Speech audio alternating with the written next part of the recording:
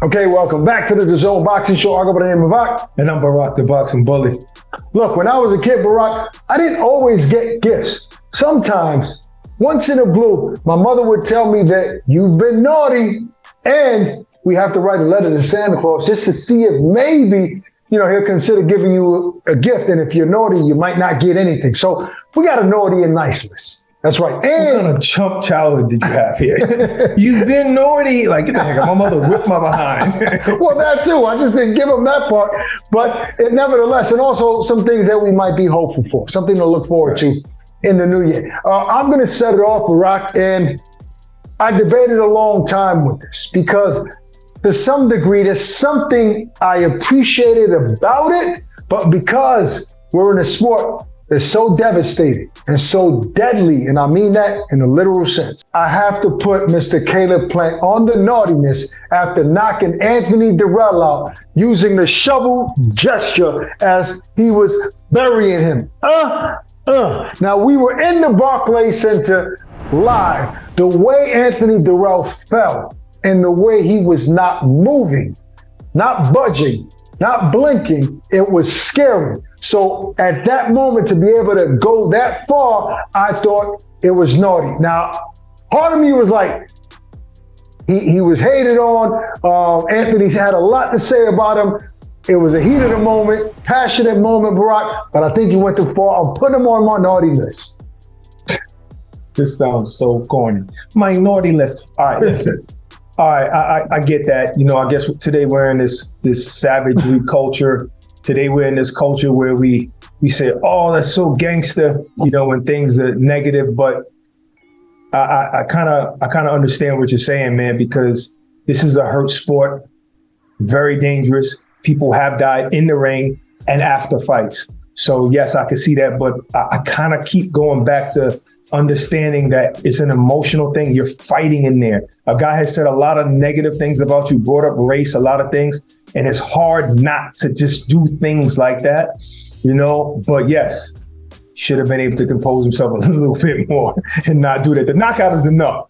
Somebody talk a lot of crap about you, you knocked them out. That should be enough. So I guess I can understand that one out. All right, okay. Who's on your naughty list? All right, I don't want to say that. I know you don't want to say the word naughty. That's why I keep saying it, to keep messing with you. But I'm going to tell you who on the list, man. On my list is Vitor Belfort. Why? Because he celebrated after stopping a damn near 60-year-old legend, Evander Holyfield. I thought that was tasteless, just like what you're saying, the celebrate. That was Plant's celebration. It's funny that we're both doing celebrations. That's strange. Yeah. And Vitor Belfort, I just felt like, my man, you just knocked out a legend, but that legend is very old.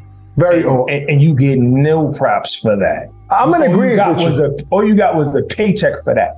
And I don't even know Vitor. Now, also, I heard that he didn't want to get drug tested before he was supposed to fight Hasim Rahman. Oh, so he's done. He's on your list 2 times. He's on your list 2 times. And you know what? You know what's even worse? I'm going to add somebody else to our list. Our producer, Bob, needs to be on the list because he was also celebrating that Vitor Belfort win over the old Holyfield, and he's a big MMA fan, so he doesn't even know this is not scripted. Bob He's on our damn list. Bob is the list. Yes, this is called the Bob list when you're a failure at life. No doubt. On this list. No. Yo, listen, I'm wilding. But let's go. I want to talk about somebody on the nice list. Something that I actually appreciate, Barak. I haven't seen anybody since I've been covering this sport mention anything about any negotiation regarding Mr. Al Haymon. So it was nice to see Terrence Crawford on live, being transparent and finally being open and not scared to mention the name Al Haymon and the negotiation process. What was said on his part, what did he say? Didn't say anything negative. I don't want anybody to attack Mr. Al Haymon. Just being bold enough to speak his name in a conversation and actually, reference some things that he said during that negotiation. I've never seen that. I'm sorry, Barak. This might be small, might not be a big deal to you, but I've never seen a fighter be that open talking about Al Heyman the way Terrence Crawford was on his 20-minute live. Nah, it actually was a big deal when he was saying it, man. It was pretty crazy because I kind of like the way Al Heyman, is not out in the public. And I've always said, oh, that's pretty dope how he's a ghost and he doesn't care about being in the limelight. I always thought that. But with this particular one, it was like negotiation that we didn't know what was going on. We didn't know what was stopping the fight until Terrence actually said it publicly, and I just thought that was great, man. So I'm with you on that one. You got anything nice? Talk to me. Do I have anything nice? I have a great one that's nice, and that's my brother, David Morrell. No, I don't know him. Cuban fighter, great fighter, 168-pound division. Had a fight with Eidos. You try to pronounce that last name, and it was a brutal fight, very brutal fight. It ended in Eidos getting stopped in the 12th round. And literally, he was so hurt. He was falling again. After he got up, he was falling, and a referee was trying to grab him. And while David was celebrating, because he didn't realize what was going on, while David was celebrating, he turned around and he saw Eidos about to fall again into the ropes. He ran over there and grabbed him and caught him and helped the referee bring him over to his stool. I remember that. Later after that fight, Eidos was placed in a medically induced coma. I'm reading reports saying that he's much better. He's even speaking. So thank God for that. But I just want to commend David Morrell on his compassion. And yes, this is a fight, but you don't need hate. You don't need anger to get in there to compete. And that's what David showed. And that was just a brilliant display of sportsmanship and love inside that ring. I can't agree with you more. I think that was great to watch. I think he deserves that. Definitely respect. So he makes your nice list, and I'm with you on that 1,000%. I got another nice one, Barak. I want to give kudos, and on my nice list is Canelo Alvarez and Gennady Golovkin for finally burying the hatchet and having that conversation in that moment in the ring after the trilogy. There was a level of respect that you saw amongst those guys with one another, admiration, and to some degree, some love that they have for one another after sharing the ring 3 times. And even though there was so much hate spewed, I saw it in that moment. Everything was genuine. There was that camaraderie there, that respect that warriors have for one another. So that was nice to see for both of those guys. They're on my nice list for that one. All right, that was beautiful, man. Let me throw one more out there. This is gonna be throwing you under the bus, but that's just what I do. Well, that's what you do. This is funny. I would rather say this on a podcast, but I'm gonna say it on here. Okay. One day, Ak invited 2 very, very close friends out to Vegas to see a fight. He said he would get them tickets. He promised the wife that he'd get her and the husband tickets. It was a surprise for the husband. Long story short, he never was able to get the tickets for them. Down to the Are you giving yourself a nice gift? Down to the day of the fight. Down to the day of the fight. No, it's not for me. Okay. Down to the day of the fight, he still would not tell this couple that he does not have tickets for them. They came all the way out to Vegas. I couldn't do it, folks. I couldn't do it. They came all the way out to Vegas. I was like, you should have told them weeks ago that you wasn't able to get tickets. You knew that. What's that emoji like? What's that emoji like? I couldn't do it. Listen, he kept trying to get tickets. He couldn't get it. The day of, literally hours before, we already working.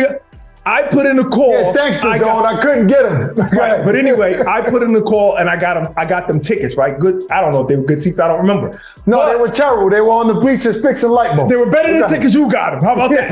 So way better. I got them tickets, but the nice list, the person that gets put on the nice list is the guy that was in line when we were going to Will Call to get. You don't even know that guy's name. The line was very long. Joe Blow, let's call him that. The line was very, very long, but he was at the front of the line. I saw that he knew who we were. I went to that guy and said, hey, listen, this guy over here needs these tickets now. He got them for somebody, whatever. He let us cut in. Matter of fact, wait. Why did he let us cut in? Why did he let us cut in? Because he knew who he was. Because he was a fan of the show.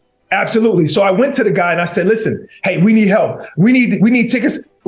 he was already saying, yes, yes, yes. So he didn't go to ask him to buy his tickets, he would have. So that guy, whatever his name, Joe Blow, is picking up the award for you. What if he's watching this episode? He's like, damn, you couldn't even remember my damn name, Joe Blow. No, but at least you recognize him. I told you to take a picture with him and post him. You took a picture with him and you never posted him on your Well, it was a bad picture, all right? You didn't post him either, damn. All right, well, he deserves to be on. I didn't take a picture with him. You all right, look, Barak, wait. Before we get out of here, man, you need to give the people something to look forward to. I'm going to set off with this. Something I would love to see in 2023. Something that I'm looking forward to seeing. Don't know if it's ever going to happen. In fact, I doubt it ever would happen. But we all could dream, right? And I'm going to give you specifics on this, Barak. Boy, you slow with this, man. Hurry up, man. Hey, relax, calm down. You're in a rush. I hate the way you do this anticipation practice. You have somewhere to go, and you have somewhere to go. All right, listen. Get to the point. Actually, you get some credit for this. You put me up on this restaurant, but then later on I'll find out it's a really popular spot. A lot of celebrities go there, right? So when you go into the Brooklyn Chop House, right, in New York City, very exclusive restaurant, in the back, there's a couple of big round tables, but there's one in the back that I've been fortunate to sit at, and there's a curtain. So celebrities eat there. I want to go to the Brooklyn Chop House, and I want to see in that back table, Mr. Al Heyman, Mr. Eddie Hearn, Mr. Steven Espinoza, Mr. Oscar De La Hoya, and Mr. Bob Arum, right? Yeah, I know there's more guys, but I just want those guys. Those guys, I want to catch them sitting, eating dinner together, laughing and sipping wine. Leonard Ellaby. Again, those guys, right? Wow. Eating together, sipping on wine, and saying, no more boundaries, no more signs in the streets. This is one big conglomerate now, and we're all gonna make every single fight that boxing wants. I want all of those guys to be the best of friends. That's what I want to look forward to.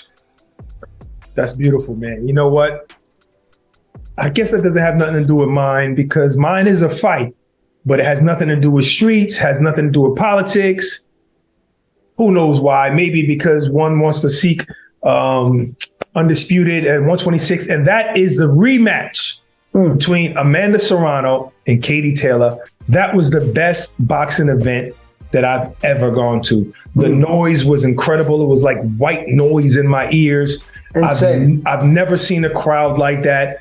My emotions were up, probably because it was women, and I seen that the crowd was giving women so much respect, and I knew that they deserved it, and I knew that they were each making $1 million, and it was everything. It was perfect. And the way they walked to the ring, and I remember Katie Taylor, she paused. God. And on the ropes, on top of the ropes, and looked into the crowd. Amanda came, and she came down damn near skipping and happy. And I remember her in the gym young when my son was a little kid, and she was training in the gym then, fighting men. And I seen her hurting men in the gym.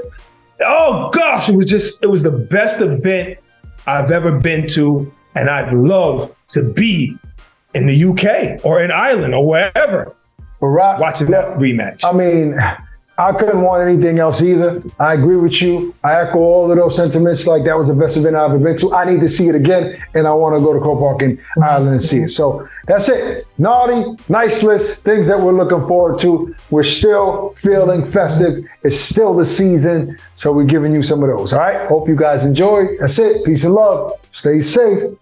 We're out of here.